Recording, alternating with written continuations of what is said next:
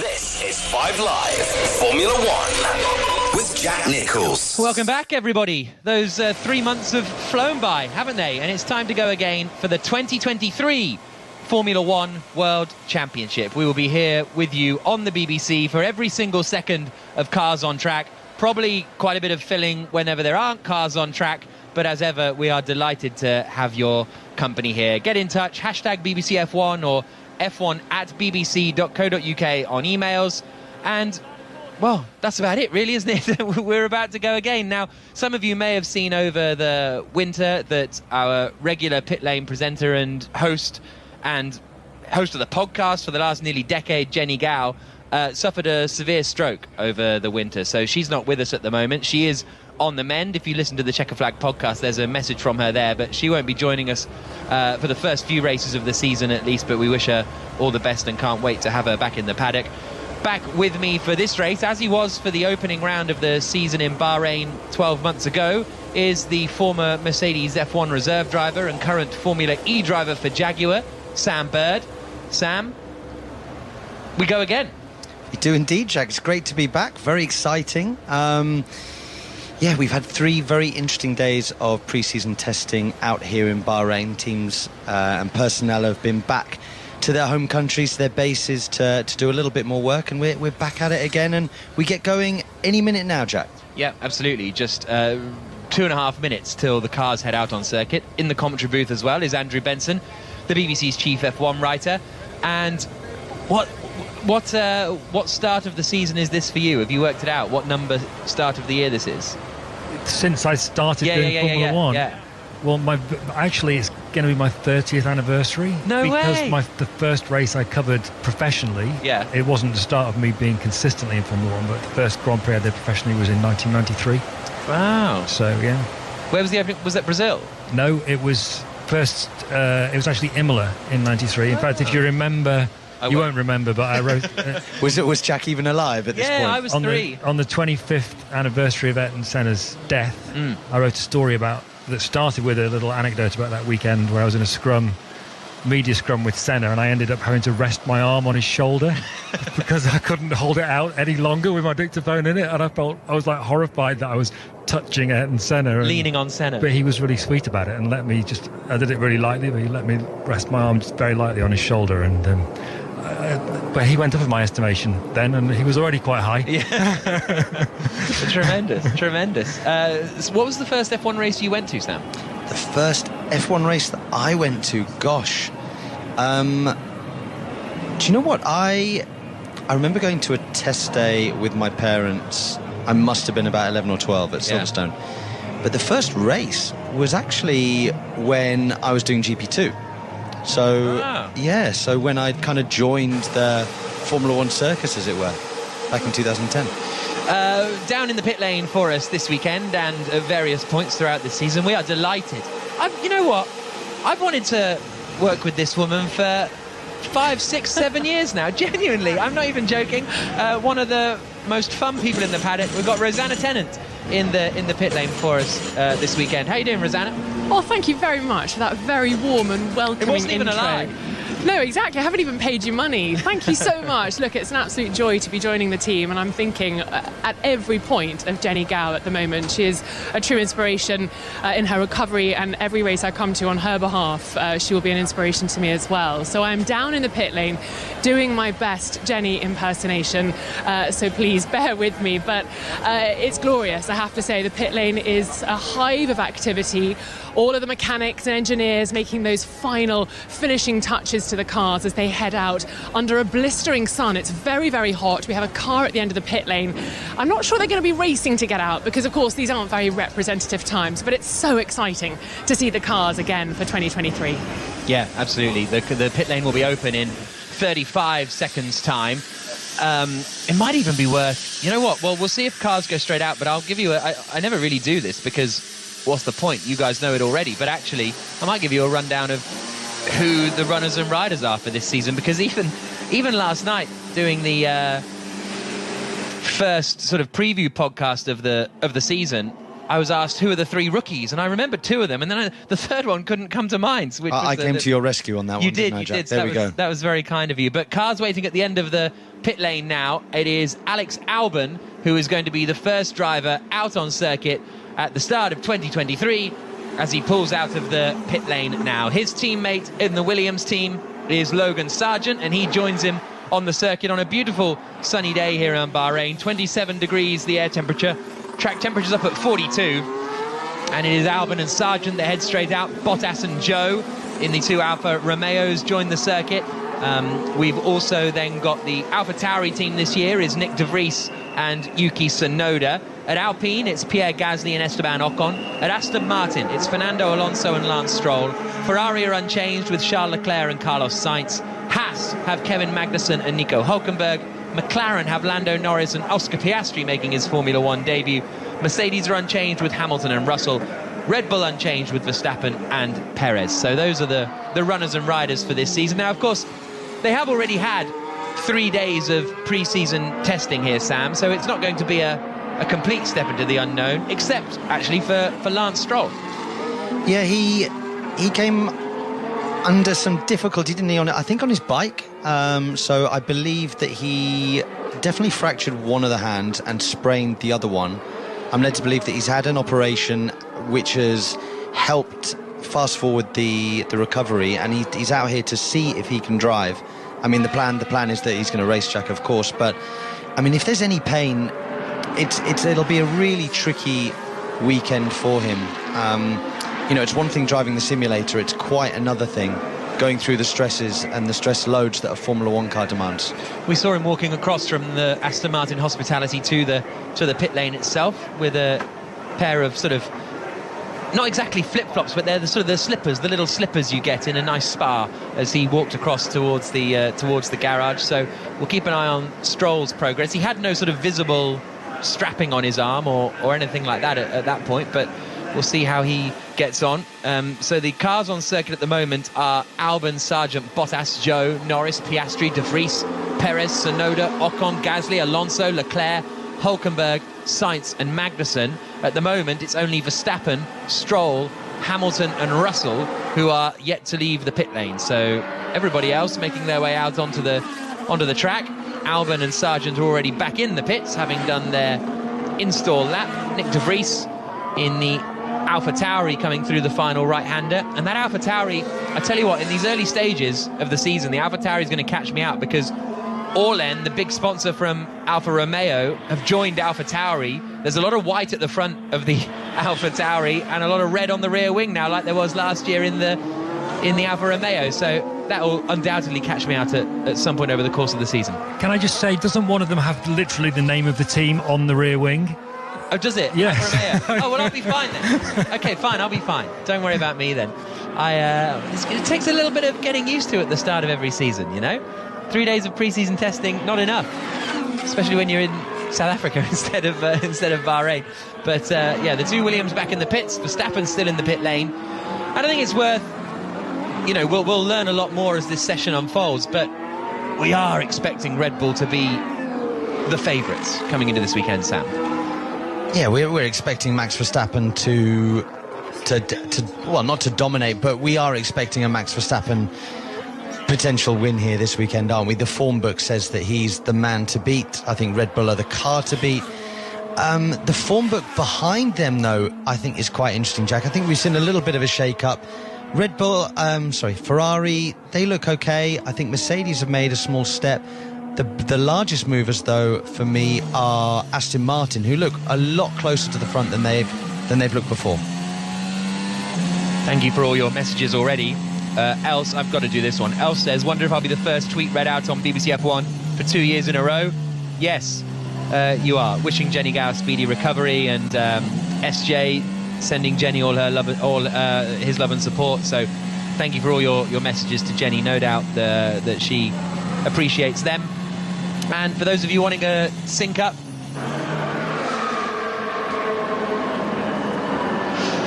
Yes, the first cars are on track at the start of the season.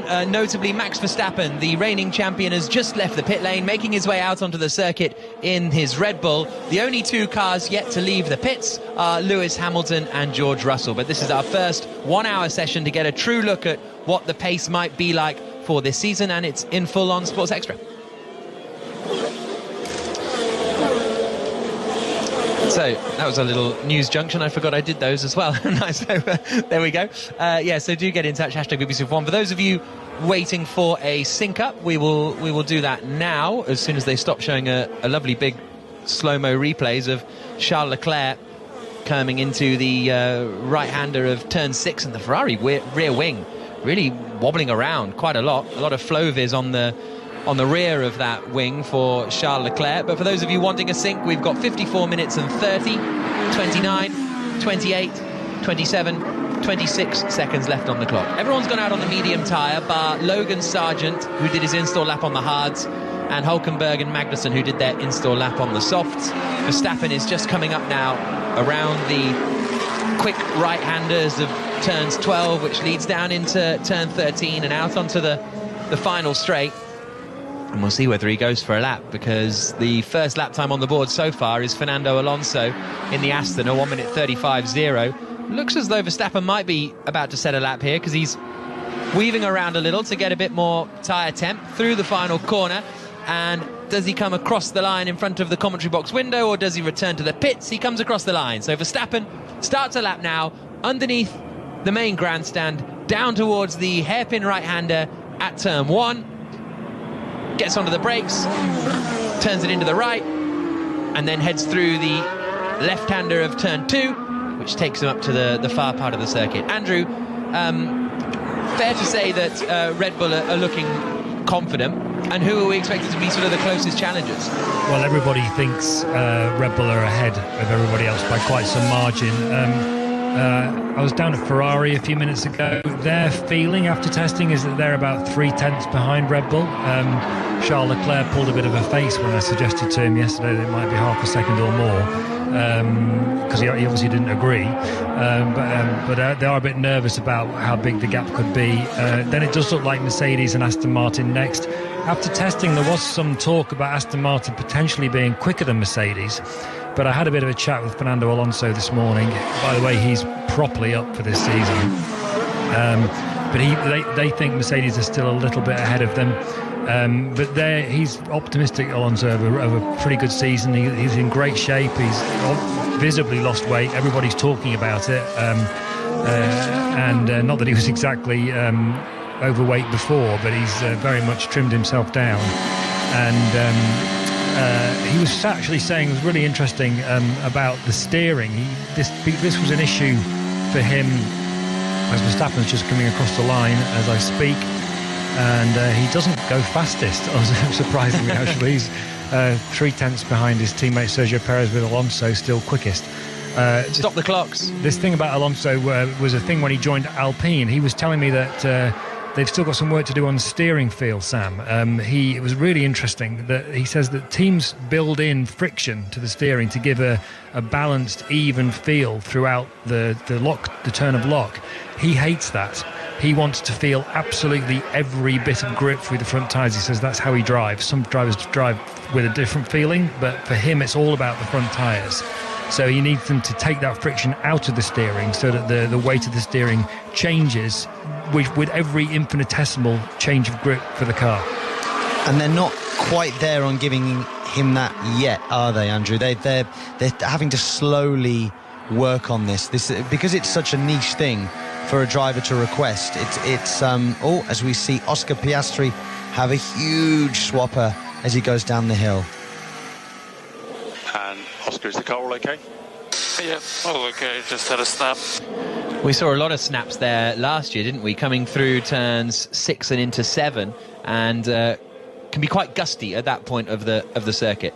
I think, did Sainz go off there last year? I think, and we had a few big moments there at turn 7. Piastri number 81 this year for McLaren as he comes down the hill. Wouldn't all drivers want the feeling that Alonso is describing? Not necessarily. Really? No, some drivers are just more comfortable with the general feel that is given to them through the rack and through the power steering assist that is given in a Formula One car. Alonso's always been very acute with his sensation and his feeling from the front axles. He was the one that obviously got on top of the Renault over sort of slipping the front tyre back in 2004, 5, 6, and he sort of developed that with Renault. So, you know, it's part of his game, part of his driving that he's always been in tune with. Less than 50 minutes to go. Piastri comes across the line, goes 5th fastest, 1.2 seconds down on Alonso, and the man that is making his Formula One debut. A load of, I don't know if they were Piastri's friends or family or something on our flight out. Did you see all the boards for Piastri? And a guy was wearing a Piastri shirt as well. There's a lot of excitement, Rosanna, about Oscar Piastri this year. Yeah, I'm not wearing a Piastri shirt, but I think there is a lot of excitement definitely in the Formula One fandom about Oscar Piastri. I think he's got a lot of pressure on his shoulders, perhaps pressure that he has created, or at least his management team, including Mark Webber. We'll hopefully go down to Rihanna? I think Oscar Piastri. We'll hopefully go down to Rosanna on that in a moment. 49 minutes and 10 seconds to go. Andrea Stella is now the team principal at McLaren after Andreas Seidel has moved over to sort of oversee the Sauber operation, sort of the Sauber becoming Audi in 2026, which is going to be a fascinating story to see that develop as the years progress. Sergio Perez is quickest at the moment, still on a 1 minute 34.343. 7/10 ahead of Fernando Alonso. Third is Max Verstappen. Fourth is Pierre Gasly. Fourth is now Hamilton. So Hamilton has left the pits. George Russell is in 20th place because he's just started an outlap now. Hamilton, I think, also on the medium tyres, 1.1 seconds back from Sergio Perez. 48 minutes and 20 seconds to go as Bottas comes through the left-hander in the Alfa Romeo at the end of that middle straight. And Alfa Romeo were a team that some people are thinking could be quite fighting towards the front, although they did start the season strongly last year and have managed to progress since then. Apparently, so my bad, Rosanna, we were hearing you, but I didn't have the thing turned up that I needed to have turned up to hear you. So did you all hear Rosanna? Oh, so why didn't you guys say anything? So I just said, oh, we can't hear Rosanna, and you were just like, oh well. You're supposed to be the lead commentator, knowing what you're doing, so we just all assumed that you knew what you were doing. Well, did you have anything more to add, Rosanna? Not that I know what you said at the start. I had so much to add, and now that you called me Rihanna, all I can think of is the Super Bowl performance, and I just wish I was on sort of a floating platform down here in the pit lane. It's one shunt, isn't it? Right.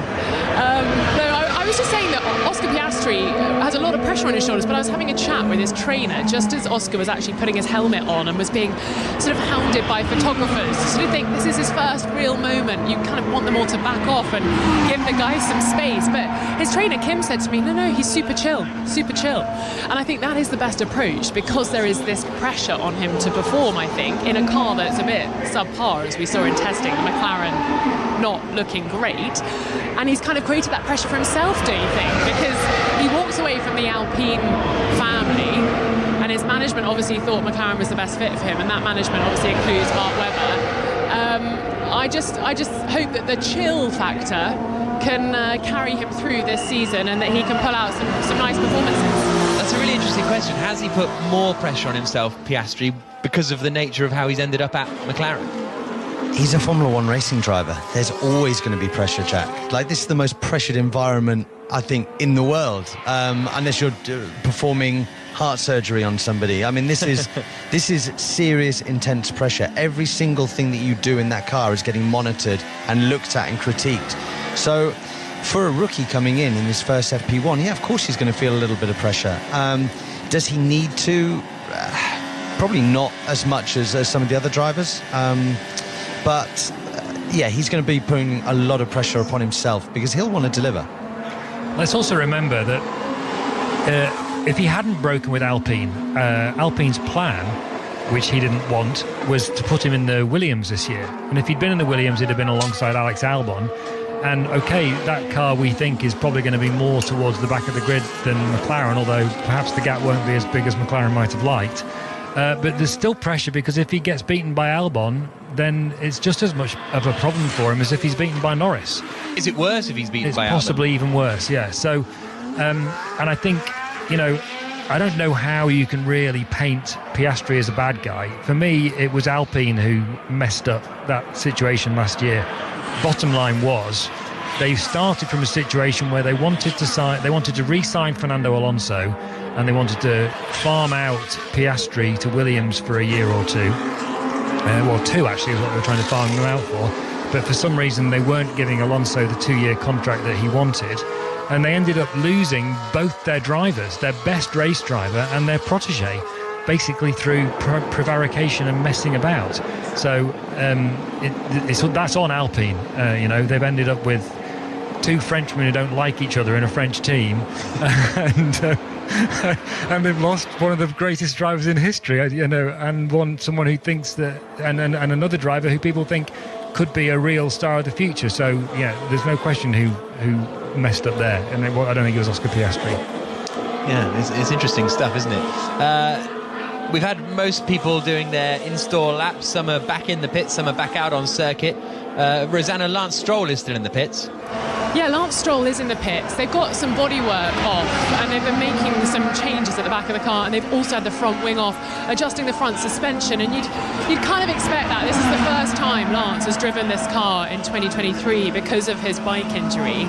So you'd expect him wanting some changes. So mechanics are working very hard. There's a lot of tweaking going on around the back of the car, and other mechanics polishing the car at the front as well. Fernando's just been wheeled back next door, and Felipe Drugovich, of course, the F2 champion that thought he might get a call up this weekend until sort of hours ago, has been standing just watching Lance Stroll in the cockpit, and I can imagine what's going through Felipe's head. He's probably thinking, I nearly got my chance. Yeah, almost. Yeah, absolutely. Every time Stroll gets out, they go, your wrists look a bit sore, mate, don't they? Sure you're all right. 43 minutes and 15 seconds on the clock. Free practice 1 here on Radio 5 Sports Extra, ahead of the first Grand Prix of the 2023 season. Nico Hülkenberg is coming across the line in the Haas. He and Kevin Magnussen, teammates there this year. And Perez is still the quickest on a 1 minute 34.343, half a second ahead of Fernando Alonso. Both of those laps on the medium tyres. Verstappen, after 5 laps, has returned to the pit lane, a second off Sergio Perez, but I think we are nowhere near any sort of representative lap times just yet. Joe is back in the pits for Alfa Romeo and hasn't done a huge amount of running. Kevin Magnussen goes 3rd fastest, albeit on the soft tyre in the Haas, a second slower than Sergio Perez as he comes down into turn 1. We saw Max Verstappen's opening lap. They followed it around the track, Jack. And when we saw him last year, all of his first laps were just so mighty, and he'd be like 2 seconds up the road from everybody. That was a really scrappy first lap. I was expecting him to go out there, hit every apex, and go bang, P1, set a marker down 1 second quicker than everybody. So it was a real surprise that he's, a second off his teammate, or 1.1 seconds off his teammate. Now, it's not going to end like that. I think that obviously there'll be more movement. We're only, 20 minutes or so into the session, but yeah, very uncharacteristic from Max Verstappen to have a scrappy opening lap. Hamilton goes into 3rd place now, 8/10 slower than Sergio Perez. Carlos Sainz in the Ferrari cuts the timing beam and goes up into 10th position, 1.7 seconds slower than Perez. All these laps on the medium tyre, bar Magnussen and Hülkenberg. Alex saying, already loving the chaotic homeliness of the BBC F1 coverage. I'll take genuine drama over performative professionalism any day, because it's relatable. Yeah, we'll sell it as that. I like that, Alex, thank you. And Daniel Eckersley is just getting his installation tweet in. So, yeah, good to have you back again, Daniel, for this season. Logan Sargent's on an improving lap at the moment. There's so much movement in the rear wing of the Ferrari of Charles Leclerc. We've seen a few slow-mo replays of it, and I don't really remember a wing flexing that much, sort of left to right, as if, sort of left to right on that centre point axis. Now, that definitely can't be good, because that won't be. It's not just flexing on the left to right axis, Sam. You could see it moving front to back, side to side at the same time, couldn't you? Now, Ferrari, during testing, they added on. They tried a different spec of rear wing for one run, and then took it off the car pretty much immediately. And I don't know. I didn't get enough of a good look at that wing to know if that's the wing that they had the problem with in testing. But they had some kind of concern about its structural integrity that forced them to take it off. And I'm speculating as to whether it is the same wing, but either way, it's another rear wing problem that Ferrari are having, and they are going to have to find a way to stop that wobbling around like that, because I don't know, Sam, I would suspect that sooner or later that's going to break, right? That looks like it's on the verge of snapping, doesn't it? I mean, we've seen flexi front wings and flexi rear wings now for a number of years, but they're designed to move. They're designed to do that. That just looks like it's going to get shaken around and fall off. So, and you only want it to flex in the straights, right? You don't want it flexing and moving through a corner. Exactly. You want it as stiff as possible through a corner. Yeah, and that's moving, as Andrew said, that's moving sideways and forwards and backwards. 39 minutes and 27 seconds to go, and Lawnmower says, I have poor timing, poor concentration, and have many anecdotes that are unrelated to F1. Can I have a job on your show, Jack? Yeah, I mean, you're as qualified as I am. Rosanna, let's go down to you. I'm outside Charles Leclerc's garage, and you can hear it's quite busy down in the pit lane. Cars coming back in. I'm just watching Carlos Sainz being wheeled back into the garage. But his teammate Charles Leclerc, when he got wheeled back in, all of the mechanics headed to the rear of the car and started giving the rear wing a bit of a shake. They were trying to wiggle it around. And there's a lot of that green Flovis paint on Charles' rear wing. They haven't done that on Carlos's. So they are obviously a little bit concerned about the rear wing at the moment. And he's just sitting tight in the cockpit of the car for the time being. I'm sure they'll be heading out soon. But still the mechanics crouching down at the rear of the Ferrari, having a good old look at the rear end of the car, the SF. Not the F175 anymore, is it? It's no. the SF23. Exactly. If you can keep up with the Ferrari naming strategy, then full credit to you, Rosanna. Nicely done. 38 minutes and 16 seconds on the clock. Perez still quickest, Alonso second, Hamilton third. He's just been through the pits. Magnussen is fourth, Verstappen is fifth. Gasly, Hülkenberg, Leclerc, Russell and Ocon are the top 10. And then it is Sainz, Sargent, Albon, Piastri and Norris, the top 15. Tsunoda, Joe, Bottas, De Vries, the 19 drivers to have set lap times. Stroll, as Rosanna was reporting on earlier, still in the pit lane for the time being. Looks like they're just fixing a mirror on the side of one of the McLarens in the pit lane. The sort of left side mirror on Lando Norris's car is getting a bit of a repair job with 37.5 minutes to go. Perez is back in the pits, as is Alonso and Verstappen. Hamilton, as I say, just been through the pits and out again on a set of medium tyres. Felipe Drugovich and Stoffel Van Dorn standing at the back of the Aston Martin garage watching the action unfold. So I've just flicked back through the Twitter feed of a Spanish technical journalist called Albert Fábrega, and I've found the picture of the wing in testing that they ran, and they took off because, according to Albert, it had DRS activation problems, and it is the same wing. And what's key about it is it has a single mounting pylon, right, rather than a double mounting pylon in the centre of the wing. And that seems to be what's causing the problems. It looks to me like that's not stiff enough, Sam. That's certainly the case. I mean, the single element fixing it looks weak, doesn't it, on circuit? It looks like it's got far too much flex. When you see other cars, they do have this dual mounting.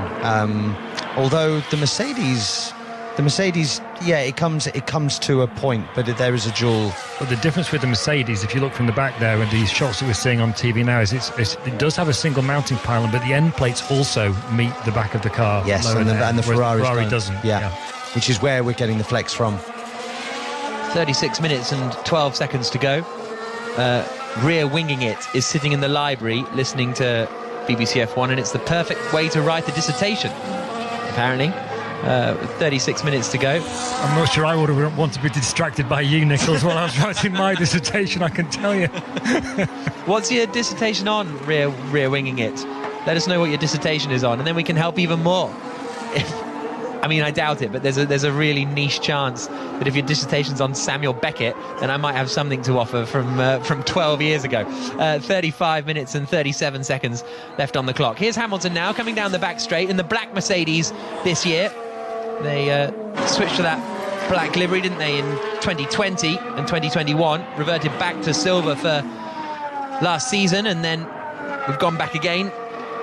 And Hamilton is half a second down on Sergio Perez after the first two sectors, coming down the final straight. Car looking a little lively underneath him as he comes through turns 12 and 13, and the final right-hander of turn 14 before the black car with the fluorescent flashes of both the helmet and the T-cam on Hamilton come across the line, and he does improve, but he remains in third place, 0.6 of a second away from Sergio Perez still, but remaining in that third spot for Hamilton. Russell, meanwhile, is down in ninth at the moment, so it looks like they're on fairly different run plans. Russell's just come through to do a 40.1, so perhaps some longer race running for George Russell.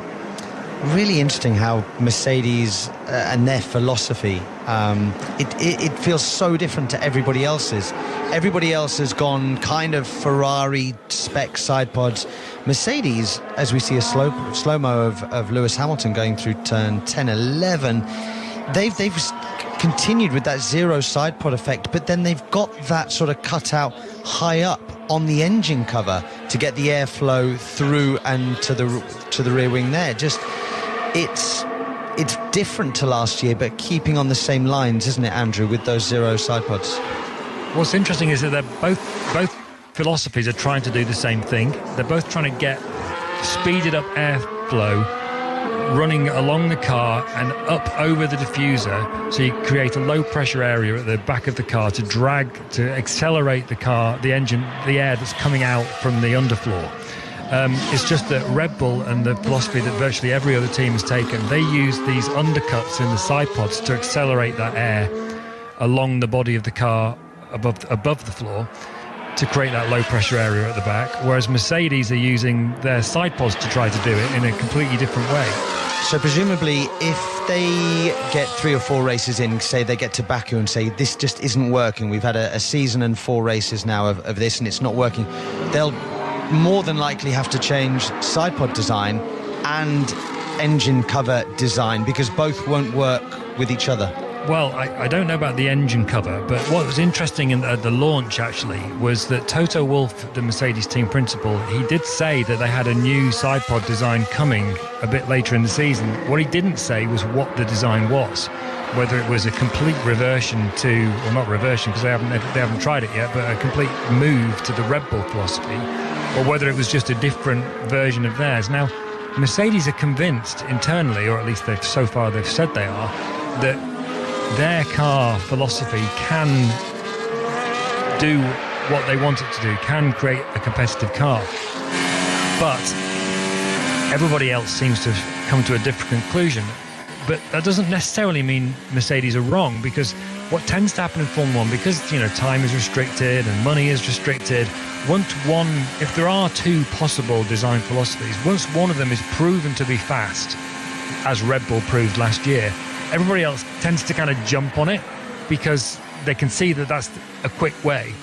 And you haven't really got time to sort of properly explore the sort of downstream possibilities of 2 different philosophies at once. The resource just doesn't exist, especially when your aerodynamic restricting is restricted. So once you've committed to a philosophy, the tendency is to try and keep with it, and that's what that's the problem Mercedes have now. If their philosophy really isn't ultimately as quick as the Red Bull philosophy, they're kind of stuck, because if they do go to the Red Bull way, they've got to catch up 2 years of research, which Red Bull have got on them, and I don't see how they can ever catch up again if they do that. It's kind of like when all racing cars had the engine in the front, and it's sort of like, well, that's the way you build a racing car, that's the way the quickest racing cars are.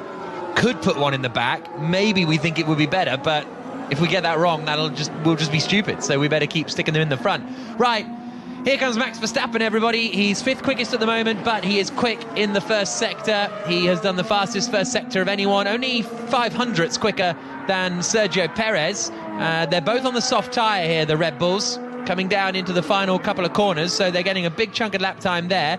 Perez is 1.2 seconds up on his previous best after the middle sector. So Perez is going to go to the top of the times initially. They're the first of the front runners to go out on a soft tyre. Perez through the final corner now, out across the timing line in front of our commentary box window, and he does a 1 minute 32.758, and Verstappen is a couple of tenths down on Perez after the first two sectors. One more corner to go for Verstappen. The reigning champion is the sound you can hear through the right-hander. Oh, looked a bit understeery to me, and then comes across the line. Is he going to go quicker than Perez? He does not. 6 tenths slower, so lost 4 tenths in that final corner. Something that we were speaking about last night, wasn't it, Jack? Max Verstappen hates understeer. Understeer is inherently slow. So when he's got understeer and the Red Bull, when the Red Bull is having a day where it's more of an understeer-based car, Sergio Perez comes to the fore. If it's an understeer day, Max Verstappen suffers. So Perez quickest, Verstappen second, 6 tenths of a second between them. They're the first drivers out on circuit on the soft tyres. Lance Stroll, Rosanna, still in the pits. Still in the pits, Jack, and the team have said that it's an ignition problem. So they had the side pod cover off, and the mechanics were making lots of little changes and working very hard on the car. I think they were obviously changing a spark plug. The car has now fired up nicely. It's quiet now because they've turned it off, and they're just ratcheting the bodywork back on. Tyres have gone on, so I think they said it would be 20 minutes about 5 minutes ago. So the mechanics are coming out of the blocks, out of the winter break, firing. They've managed to get the car, I think, fixed, and hopefully we'll see Lance Stroll out on track fairly shortly. Yeah, he's the only driver yet to set a lap time, down in 20th place at the moment, Lance Stroll. We've got 28 minutes and 48 seconds left on the clock in first practice. Loads of you doing your dissertations at the moment. I guess it is kind of dissertation season, isn't it? Harvey, George, Matt, all writing their dissertations. So best of luck with those, and happy birthday weekend to Stacey as well. What better way to spend my birthday weekend, she says. Happy birthday, Stacey. JP says, I have my F1 driving experience in a 2005 Jordan this week, and I was a thorough Jordan fan. Any advice from the BBC F1 team? I think you're the only one to give advice there. Here's Joe. Have a look at the pedal, man. It's quite a lot different to last week. Copy, Joe. We will have a quick look. So Joe saying the pedal feels quite different to last week, presumably the brake pedal, but we shall see. Yeah, any advice for JP driving a 2005 Jordan? I think that's JP just full send. Full send. Yeah. I think that's somewhere in like, I remember, I think I did a drifting day or something there, and they were like, soon we're going to have this 2005 Jordan you can drive, somewhere in Hertfordshire, I think. But 27 and a half minutes to go. Perez quickest, Verstappen second, Alonso third. Nick de Vries is on a lap now on soft tyres, joining AlphaTauri this season after his impressive debut in Monza last season. And at the moment, de Vries is 19th fastest. His first sector is a 30.3, so he's about 8 tenths down on Perez after sector 1. Swings it into the left-hander now at the end of the back straight into turn 10, up through 11 and 12 now. 2.2 seconds down on Sergio Perez in the AlphaTauri, and out onto the final straight. So this doesn't look like it's going to set the world alight at the moment from de Vries, but AlphaTauri maybe not looking in for necessarily a super strong season. Here is Joe's radio again.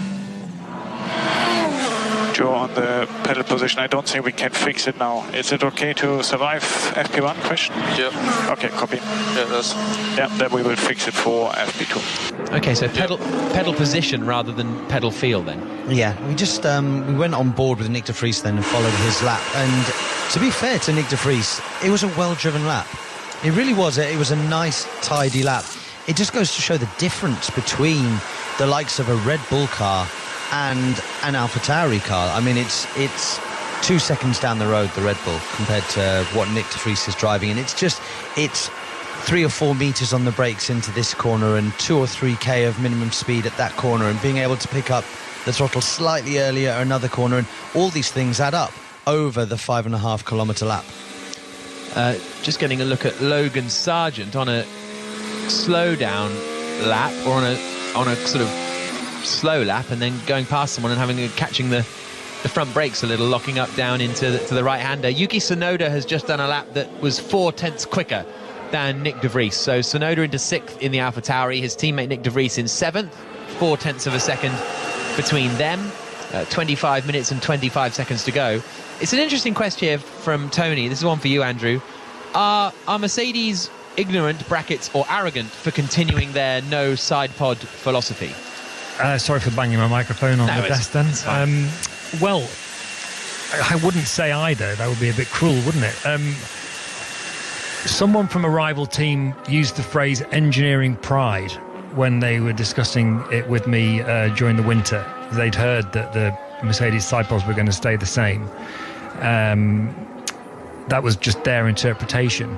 But of course, if I'm not an engineer, but I can imagine if you are an engineer and you believe that your approach can reap dividends, and you're already in that problem that I described earlier about being behind on another philosophy, you could understand why they would carry on pursuing it. At the same time, it was interesting to hear Dan Fallows, the Aston Martin technical director, who's formerly of Red Bull, by the way, say that one of the things that was most impressive about Adrian Newey, the Red Bull chief technical officer and an all-round design genius, was that he doesn't have engineering pride. He's quite happy to hear other people say, well, this idea didn't work, Adrian, and this one's going to be better, because even if that's not Newey's idea, he'll embrace it, because for him it's all about competitiveness. Now, I'm not saying that for Mercedes it's not, but if it continues to be the case that they are struggling for competitiveness and they continue to stick with this philosophy, which are two big ifs, then you do have to start asking the question, why do they think that's the way to go? Because it's certainly raising eyebrows up and down the Formula 1 paddock. Lance Stroll's done a lap. He's just come across the line to do a 37.5, which is 5 seconds off the pace of Sergio Perez at the moment. Valtteri Bottas has gone third fastest. He's just come across the line to do a 34.6, which is 1.9 seconds slower than Sergio Perez. Alonso's lap time still has him there in 4th. Piastri has done a lap on the softs and gone 5th quickest. Alex Albon is out of the car at the moment, which is a little bit of a surprise, and there's a yellow flag in the first sector. I think someone's just gone straight on at turn 1 and continued on his way, and got less than 23 minutes to go. Rosanna?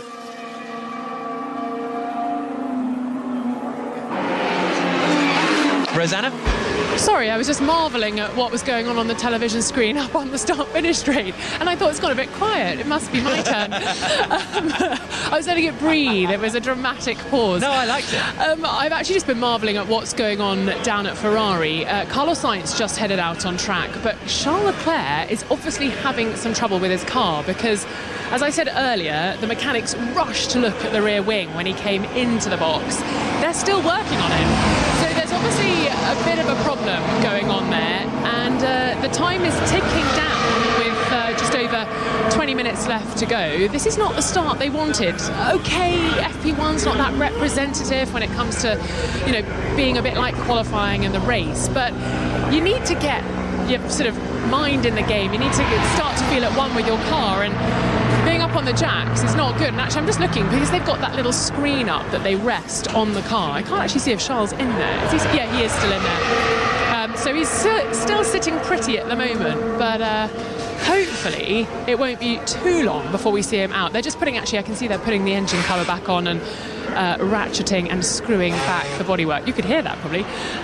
So maybe we're minutes away from Charles heading out on track.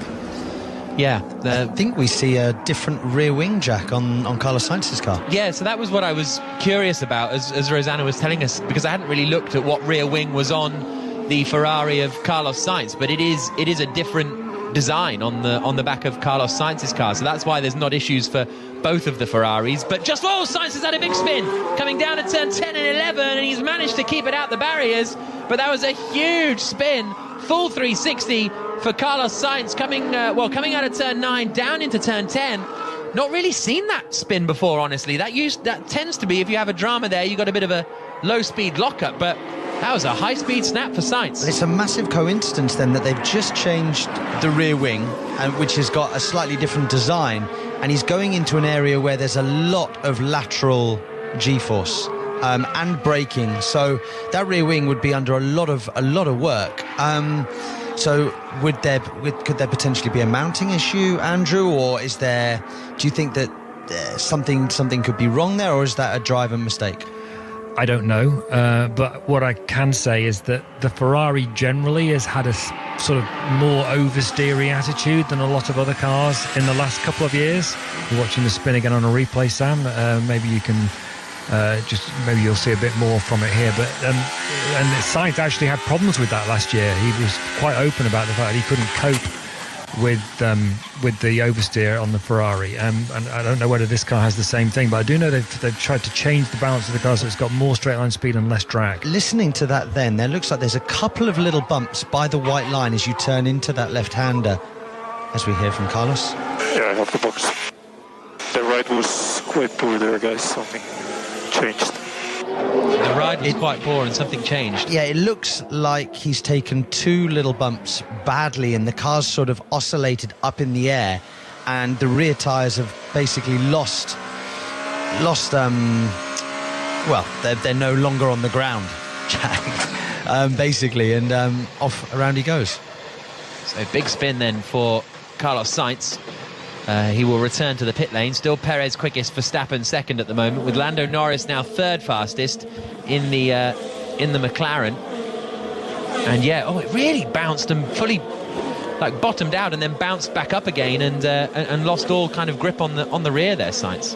And he said the ride was quite poor, so maybe he'd been having that throughout the lap so far, because I've never seen a spin like that there. So that'll be a damping or anti-squat adjustment, I can imagine. Yeah, and that bouncing, what that's going to do is it's going to affect the level of downforce at the back of the car, so he's going to have lost aero load basically, and that's why he's gone round.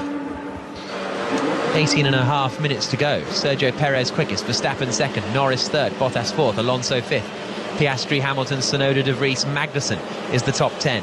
Gasly, Sargent, Hülkenberg, Leclerc and Russell the top 15.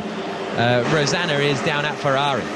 Sandwiched between the two garages at Leclerc and Sainz. Sainz just been wheeled in, and as you can hear, Charles Leclerc's car's just been powered up, but still up on the front jack at the moment.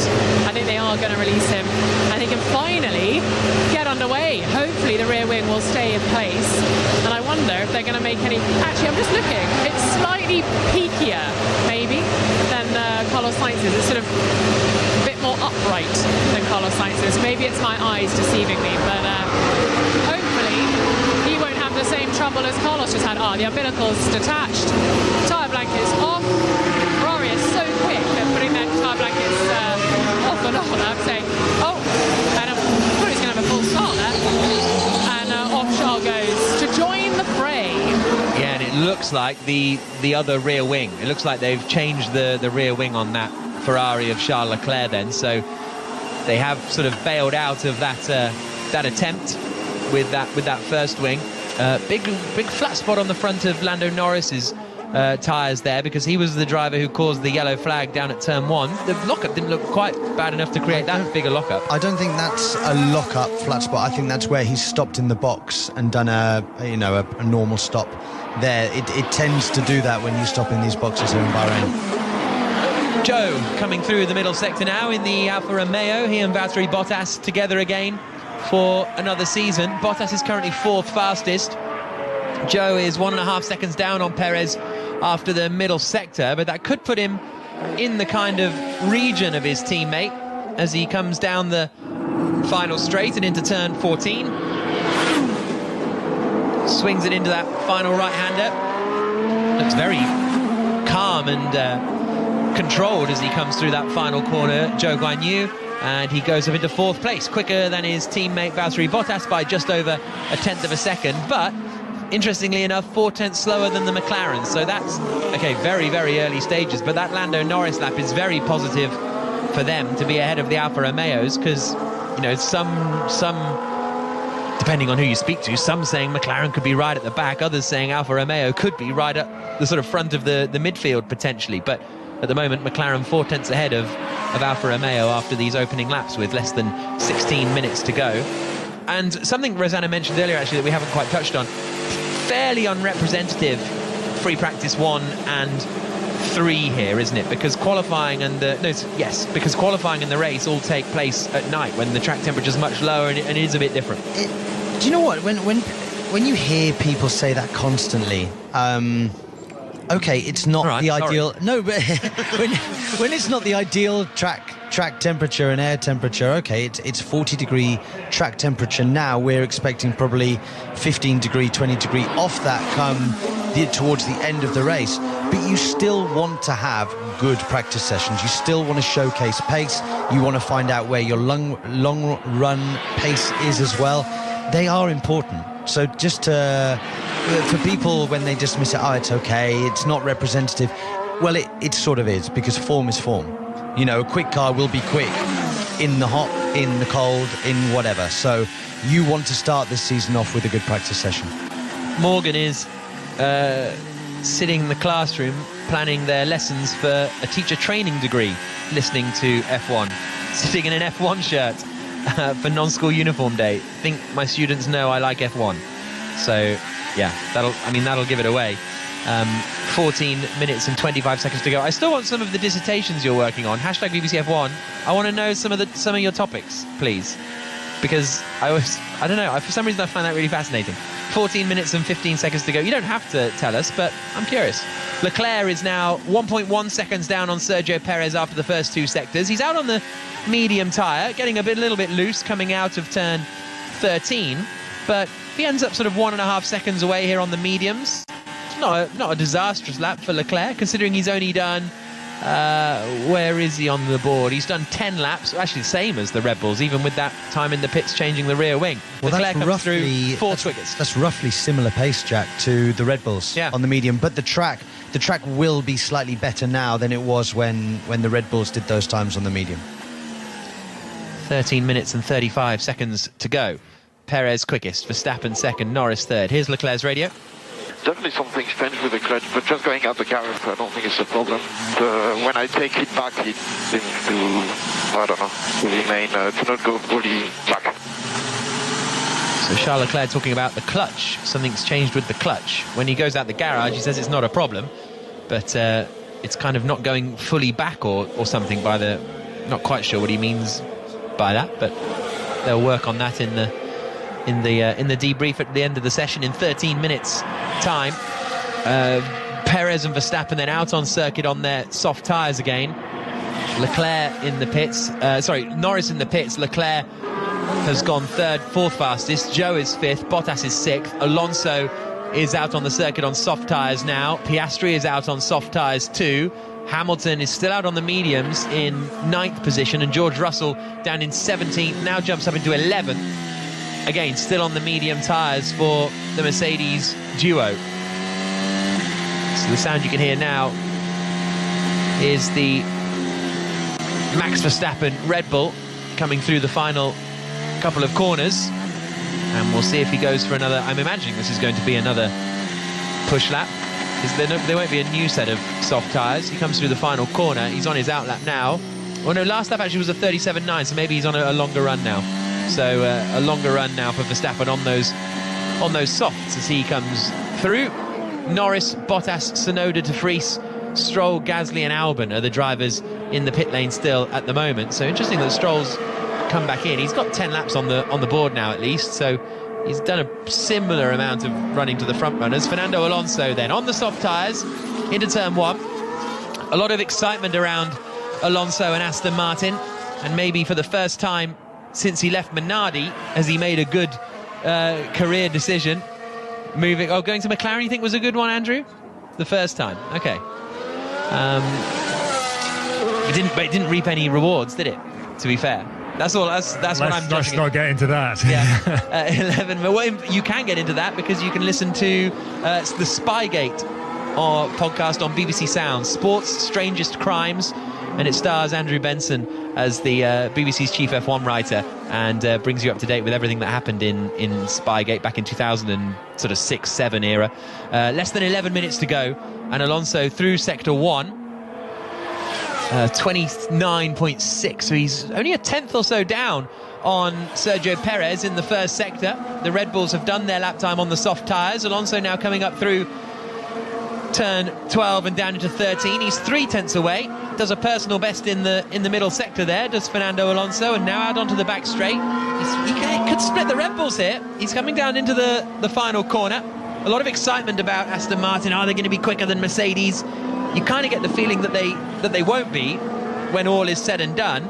Alonso comes across the line now, and where does he slot into? He does split the Red Bulls. 4 tenths slower than Sergio Perez, 2 tenths quicker than Max Verstappen, and that will be a nice headline moment for the Aston Martin team. Martin Whitmarsh here, the group CEO of Aston Martin, former boss at McLaren, of course, back in the late 2000s, early 2010s, and that's a solid enough lap for Alonso. Yeah, nodding with approval there, Martin Whitmarsh. It's funny that I spoke to Martin Whitmarsh at the Aston Martin launch, actually, and he was saying that he'd hired Fernando Alonso once, then fired him once, then hired him once, then he got fired, and now he's hired him for the 3rd time.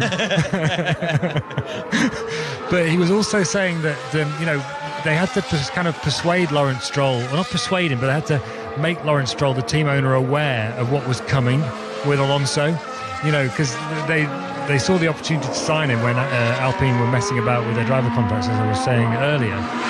And they had to go to Stroll and say, look, is he all the things that you've heard about? Yes, he is.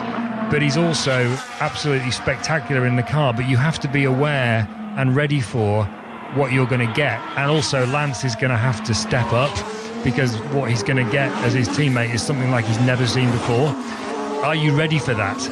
And Lawrence Stroll said, yes, I am. So fair play to him. Well, he seems like a man who would maybe do everything to be successful, and respect that in someone else. You'd have to suggest, not that I know Lawrence Stroll particularly well, but as a concept, it feels like that's sort of his sort of MO. Pierre Gasly in the Alpine is 8 tenths down in sector 1 on Sergio Perez, but he is actually on the medium tyre, so not pushing. Hamilton's pushing on the mediums.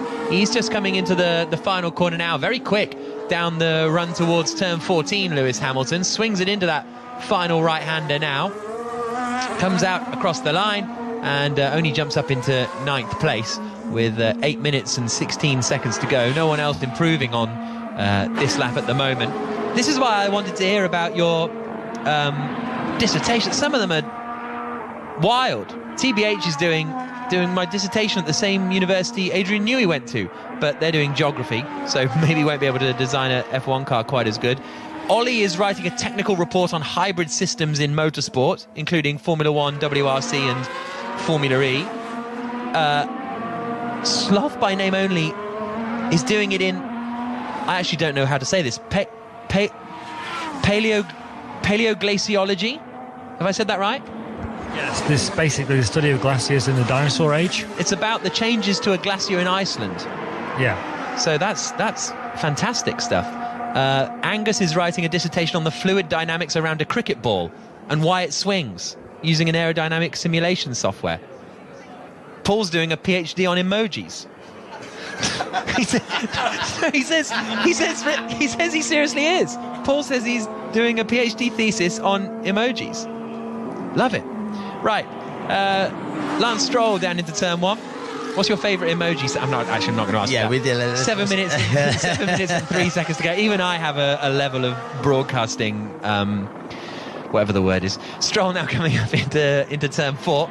At the end of the first sector, he's on a set of soft tyres in the Aston Martin. His teammate Alonso still second quickest, and Stroll is pushing on this lap. He's 3 tenths down on Perez in the first sector, but of course Stroll, not only has he got his sort of wrists to deal with here and potential injury, but this is his first running in the car all year as well, in free practice 1. That's tough. It is tough, but remember, he's been in Formula 1 now for, what, 5 years, 6 years, Jack? It shouldn't be that much of a surprise to him to drive a Formula 1 car. He's a seasoned professional, world-class driver. OK, he might be slightly rusty, but by now he'll be in tune with the circuit, in tune with the car, and plenty of learning will be done. He will have done multiple days in the simulator over the last couple of months preparing for the year. One thing I wanted to raise with you, though, Jack and Andrew, is the difference in pace between the likes of Charles Leclerc at the moment on the medium tyre doing a 1:34.2 compared to Lewis Hamilton and George Russell doing a 1:34.9. That's a 7/10 gap, both on the same medium compound. Can we take that away from this session, the fact that Ferrari are definitely ahead of Mercedes and by a roughly half second? Well, I think everybody thought Ferrari were ahead of Mercedes. I hadn't heard. The problem is no one actually knows for sure what the gaps are, because someone was saying to me, Red Bull could be anywhere between 0.3 and a second quicker than everybody else, and Mercedes could be anywhere between 0.2 and 0.8 off Ferrari, and that's what this weekend is all about. We get to find out. But if Mercedes are half a second slower than Ferrari, I think it'll be a disappointment for them, but it won't necessarily be a huge surprise for everybody, although I think that in everyone else in Formula 1, I should say. But having said that, I do think people thought Mercedes were closer than that. The general impression was that Mercedes and Ferrari were not that far apart behind Red Bull. Should Mercedes be closer than they are? Is this bad from Mercedes to be in the position they're in, or to be expected? Well, we don't know what position they're in yet, but if they're half a second off Ferrari, that's bad, yes, for sure. Because if you remember, by the end of last year, they were pretty much on a par with Ferrari. They weren't far off beating them to second in the championship. So if they've lost all that ground over the winter, that would suggest that their development yet again hasn't gone as well as they would have hoped. Ferrari, by the way, thought they'd made a big step with this car, and then they saw the Red Bull. Yeah, 4 minutes and 10 seconds to go in this session. I don't know if we're going to get too many more quick laps in. Perez quickest, Alonso second, Verstappen third, Norris fourth, fifth for Leclerc. So both Ferraris, both Mercedes yet to do, and not looking like they're going to do, a soft tyre run in this session. The same is true of the Alpines. They've been out on the mediums the whole time. And the Alpha Tauris, I think, have done a soft lap. And De Vries is now back on the medium tyre. Carlos Sainz actually hasn't done any soft running, as I mentioned, but hasn't done really much representative or quickish medium running either. Alex Albon is about to come out the final corner to set his first or another lap time, and he goes slower than Logan Sargent by 0.3 of a second, but he too is on the medium tyre. So I think we're in a scenario where we're not going to have a huge amount to take away from this first free practice session. Obviously Red Bull looking quick, Aston Martin is promising, but that's kind of about it, I think. Piastri comes out of the final corner now. He's doing a relatively long run in his McLaren because he's 7.7 seconds off the pace of Sergio Perez. But it'll be a buoyant beginning to the season for Perez if he tops free practice one. I think that there's a skepticism about whether Perez is fully able to take the fight to Verstappen in a season where it's just the two of them. But that will... Skepticism seems a bit bold generous to me, a bit generous, yeah. Exactly. I don't think anyone believes he's able to take the fight to Verstappen over a year, do they? No, but he's topping free practice one, at least, here in Bahrain. We'll be back for free practice 2 in a couple of hours' time. 2 minutes and 22 seconds to go, and you can hear every session and every second of the Formula 1 season on the BBC Sport website. Through the final corner comes Logan Sargent on the hard tyres, so he's doing a nice lot of running and a lot of flow-vis on the sort of front left area of his car. He's gone for number 2, Logan Sargent, which I like. It feels like a brave number to go with. Number 2. Strong number. I like number 2. I was number 2 in Formula E for a long period of time. I enjoyed it. Yeah. But didn't you get rid of it because it was too much pressure? Look how that's gone. Yeah. What did I want to speak about? I wanted to speak about something, and you've put me off now because you were speaking. Was it about emojis? Number 2. No, it wasn't emojis. No. Perez? It was Perez, right? Perez. Thank you very much. So Perez can, on occasions, match Max Verstappen. Match him. Maybe not be quicker than him. But Max is able to do it 23 weekends a year. Sergio might be able to to match him 6 or 7 times in that year, and it's not enough. But it's fine for Red Bull. Red Bull are happy to have very much a number 1 guy and a number 2 guy. It suits them.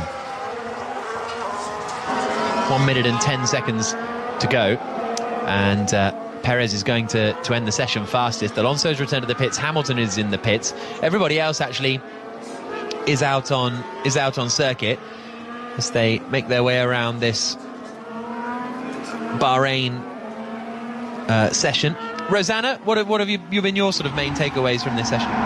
Well, I'm quite glad in a way, after all the hype around Aston Martin making this big step over the winter break, that they have actually come out and gone to the top-ish of the timesheet. So I'm quite glad, because sometimes we talk it up, don't we, and then it all just kind of comes crashing down. But do you know what's really interesting me is, after this first practice sessions, the new team bosses up and down the grid that we have, I'd love to be a fly on the wall in those rooms later, just to see how they approach it, because it's a different scenario for Fred Vasseur right now, dealing with the Ferrari team and where they may or may not be. And I'd just love to see Fred and his fellow team bosses that have shifted around the place this afternoon, dealing with what to say to the team to spur them on into FP2. Yeah, it's a very, very good point, actually, because we haven't really...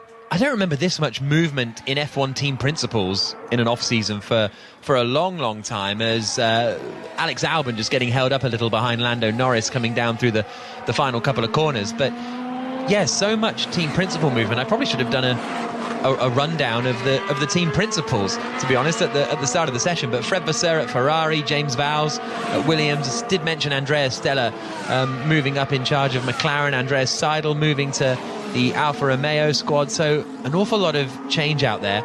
And it was actually Piastri, my apologies, Albon getting caught up behind Oscar Piastri. Checker flag is out. Session has come to a conclusion. And it is Sergio Perez who ends the session quickest on a 1 minute 32.758. 4 tenths quicker than Alonso. Second in the Aston Martin. Third is Max Verstappen in the Red Bull, 6 tenths away from his teammate. Fourth is Lando Norris in the McLaren, 1.4 seconds back from Sergio Perez. And then fifth is Charles Leclerc in the Ferrari, but they only ran on the medium tyre. Sixth, Lance Stroll in the Aston Martin, so he managed to get up into sixth position, just 1.1 seconds back. I say just 1.1 seconds back from Alonso, but considering the sort of running he's missed and everything, not a bad effort from Stroll. Seventh is Kevin Magnussen, eighth Joe, ninth Bottas, 10th Hamilton. Again, Mercedes not running on the soft tyre. Hamilton and Russell 10th and 11th. Piastri in 12th, 13th for Yuki Tsunoda, who just had a lock-up at the end of the session coming into turn 8 and went straight on. 14th for Nico Hülkenberg in the Haas, 15th for Esteban Ocon in the Alpine, 16th for Nick de Vries, 17th is Pierre Gasly, 18th Logan Sargent, 19th Alex Albon. And despite doing 20 laps and plenty of running, Carlos Sainz 20th fastest for Ferrari, 1.6 or 7 seconds behind his teammate Charles Leclerc. So even though he was only doing long runs, that feels like a bit of an oddity. The other oddity is Lewis Hamilton in the pits is the only driver who's not going to do practice starts. So that's an interesting choice from Mercedes there, because you kind of do the practice starts. Well, it's not actually a very common thing in F1. It kind of got introduced sort of last year, really, but every other team deciding to do a practice start. Hamilton not. Is it one of those that doesn't actually make any difference? But maybe thinks that getting back into the garage and relaying information about the car is more valuable to him right now than going and doing a practice start. Maybe there's other concerns in that camp for Lewis Hamilton. So, Andrew Benson, your overall thoughts? What's the headline going to be on the BBC Sport website? I don't write the headlines. I was just about to file my copy and you've interrupted me, so sorry, Jamie, in the office. Well, I think it's underlined what we thought, hasn't it, with the Red Bull's quickest. Verstappen's obviously had some kind of problem in that session, because there's no way he would be 6 tenths behind Perez on merit. The Aston Martin pace is real, isn't it? You know, there's Alonso 4 tenths off Perez. He'll be pleased with that. Mercedes, we've still got to see their hand because they didn't run the soft tyre. So we'll get a better, more representative picture later when we get the qualifying simulations and then the race simulations shortly after. The quickest lap time from testing, though, was a 1 minute 30.3. So we're a long, long way off that. Yeah, well, also you got to bear in mind this session's run in the middle of the day, and we don't know what fuel loads and everything, but a lot of those testing times were set with a lot less fuel in the cars than they will have now, and in cooler, quicker conditions. Yeah. Okay. Well, thank you very much for joining us for this first session of the season. A real pleasure to have you all back with us for the remainder of the year. And don't forget, we've got free practice 2 coming up a little bit later on today. That is at 5 to 3 UK time. We will be back in 2.5 hours. So we will speak to you then. It's Sergio Perez, quickest for Red Bull. This has been an IMG production for BBC Radio 5 Live.